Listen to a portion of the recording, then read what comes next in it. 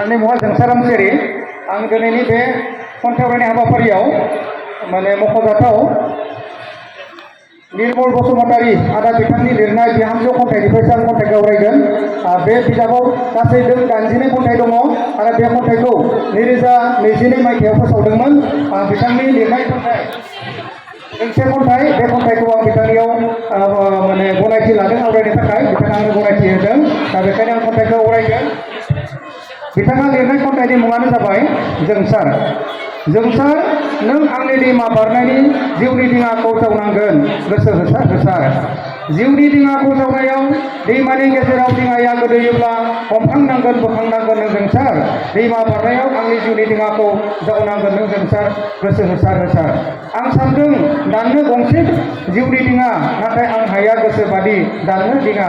मानोना आंनि आखाइनि हाथियारा फुथुवा, आंनि गोसोजों दिङानि सावगारिखौ आखिना होगोन नों जानांगोन आंनि दिङानि कारिगर।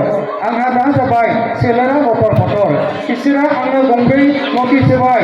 आंनि खानाय दारि मोनबाय बेबो गांसे नटिस, आंनि हाथाया गजोबलांबाय बेबो गांसे नटिस, आंनि मेगनजों नुनाय गोहोआ गोमालांबाय बेबो गांसे नटिस, आंनि सोलेरजों सोरजिनो हानाय गोहोआ गोमालांबाय बेबो गांसे नटिस। जोबथियाव गांसे नटिस दंबावो, बेनो जाबाय एमाव गोलैसोनानै थानाय। बे नटिसखौ मोननायनि उनावनो नों एबा नोंसोरनि मेगन सिगांनिफ्राय आंनि जिउनि सोलेरा गोमालांसिगोन जोंसार।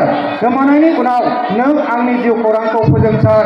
आंनि मुंखौ सनानि हांखोजों लिरनानै दोननाय आंनि दिङायाव आलारि बाथि फोजोंनायनि बिबानखौ आं नोंनो होबाय जोंसार।